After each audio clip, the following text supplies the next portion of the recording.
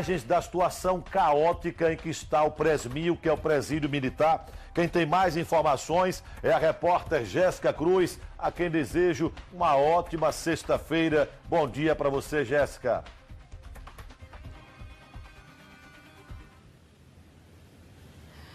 Bom dia, Fábio Henrique. Bom dia a todos que estão assistindo o Balanço Geral. Pois é, como foi mostrado na foto, a marquise é a estrutura do presídio que está danificada, e aí a Associação dos Militares moveu uma denúncia sobre esse caso. Eu vou conversar aqui com o Sargento Vieira. Bom dia. Explica pra gente, por que essa denúncia? Vocês verificaram quando essa situação lá no presídio? O mês passado nós estivemos lá para visitar um companheiro nosso e observamos a estrutura que apresentava risco, pelo menos na nossa avaliação. E aí fizemos um ofício ao juiz da 6ª Vara Criminal Militar e ele, solícito e diligente, ele tomou as providências, informando a gente passo a passo, e já existe hoje um procedimento sério para que seja logo demolido o local, para evitar que alguém possa se machucar. Ressaltando que esse local é o local por onde passa todo mundo, visitantes, familiares no caso, autoridades que trabalham, as pessoas que estão lá custodiadas. Então, é um local que necessita urgentemente de um reparo, da demolição, para evitar um mal maior. Ontem já caiu uma parte, né? Na verdade, foi anteontem, Eu tive a preocupação de ir lá conversar com o diretor do presídio, Tenente Coronel Rogério, que mostrou preocupação, caiu uma grande quantidade de reboco do corredor, que podia machucar alguém. Ele, de forma imediata, pediu aos militares que estão lá custodiados para retirar o resto do reboco. E por conta disso, nós vamos, na segunda-feira, também oficializar o juiz para que ele possa pedir reparação do prédio, ressaltando com muita responsabilidade que isso está acontecendo porque o prédio é um prédio antigo, que funcionava como um hospital, depois passou a ser depósito da Secretaria de Saúde e agora está servindo como um presídio para custodiar agentes da segurança pública. E diante de todas essas mudanças, nunca foi reformado?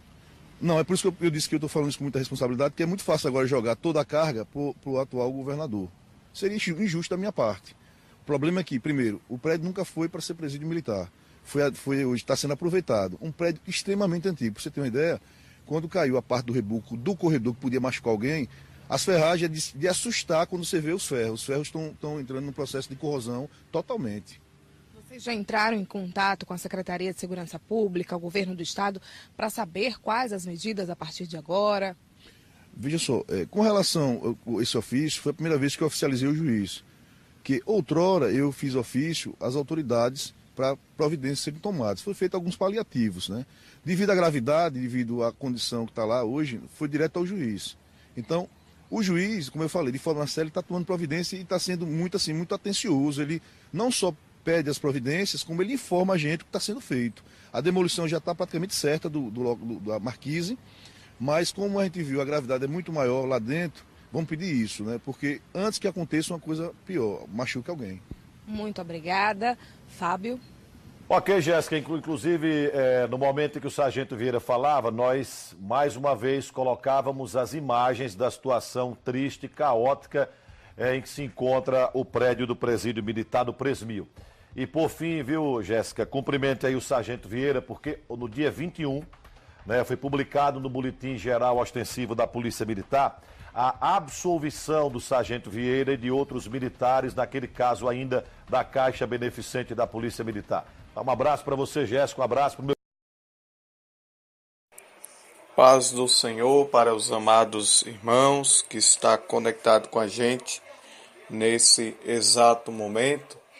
Você acabou de ouvir o bloco de notícias, trazendo muita informação aqui sobre o estado de Sergipe e tudo que está acontecendo ou tudo que ainda vai acontecer.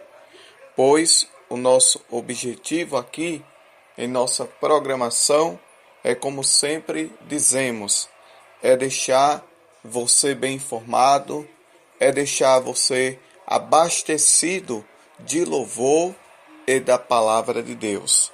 Mas agora chegou o momento de nós meditarmos na palavra. Quero que os amados irmãos abra a sua Bíblia comigo no Evangelho de Mateus, capítulo de número 3. Evangelho de Mateus, capítulo de número 3, fala assim: E naqueles dias apareceu João Batista pregando no deserto da Judeia e dizendo: Arrependei-vos, porque é chegado a vós o reino do céu. Porque este é o anunciado pelo profeta Isaías, que diz: Voz do que clama no deserto, preparai o caminho do Senhor, endireitai as suas veredas. Eu quero, nesta manhã, já que eu li essa passagem bíblica, irmãos, falar sobre o porquê. Eu dei uma explicação sobre o porquê o cristão ele não comemora o São João. Porque sabemos que isso, para o povo cristão, é uma festa pagã. É algo que desagrada a Deus. E nós tomamos por base, não comemoramos o São João. Mas antes, eu quero trazer uma breve observação. Existem muitas igrejas evangélicas hoje no Brasil.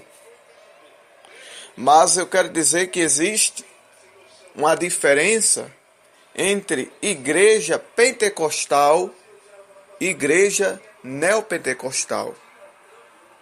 Igreja pentecostal é aquela igreja que conserva a sã doutrina. É aquela igreja que conserva a palavra de Deus, que obedece a Bíblia da maneira que ela é.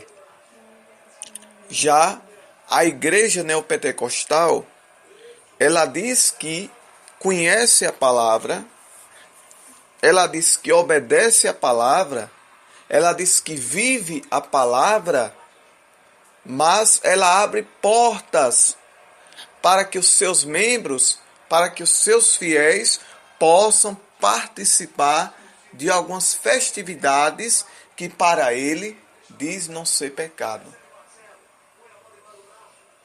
Mas eu prefiro andar e ir pela Bíblia. Eu sou daqueles crentes, irmão, que conservo a doutrina. Eu sou daqueles crentes, meu irmão, que ainda obedece a palavra da maneira que ela é. Não é porque qualquer pastor fala que eu vou acreditar. Não é porque qualquer pregador diz que é porque eu vou crer. Não, eu tenho que ver se o que ele está falando para mim está dentro da palavra. Porque assim como existem denominações que fecham as portas para determinadas práticas, porque entendem que é pecado e desagrada a Deus, pode existir algumas denominações que alarguem a porta e deixe, quem sabe, os seus fiéis participar de São João, deixe, quem sabe, os seus fiéis participar de São Pedro e de outra festividade que para ele é normal, para ele não tem nada de mais, mas para Deus é pecado e sempre será. Então nós não comemoramos o São João por quê?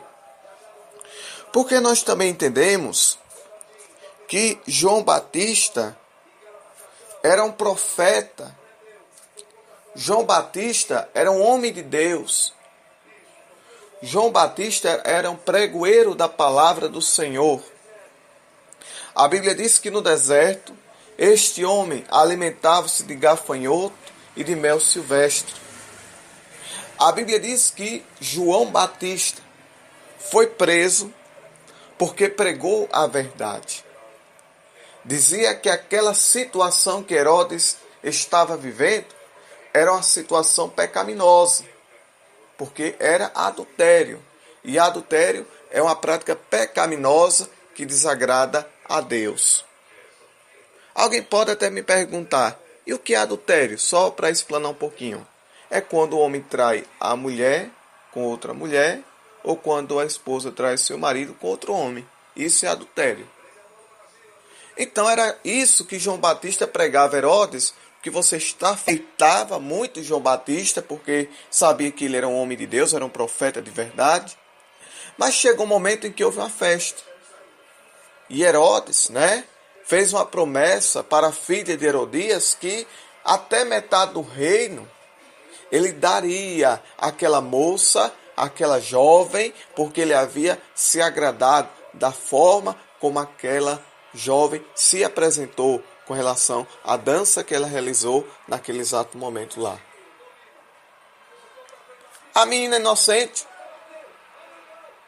A menina inocente não sabia o que pedir. A menina inocente não sabia o que falar. Foi consultar a sua mãe. Foi perguntar para a sua mãe: mãe, o rei Herodes, o seu marido, posso assim intitular, porque ela ainda era esposa dele, disse que até metade do reino ele me dá se eu quiser.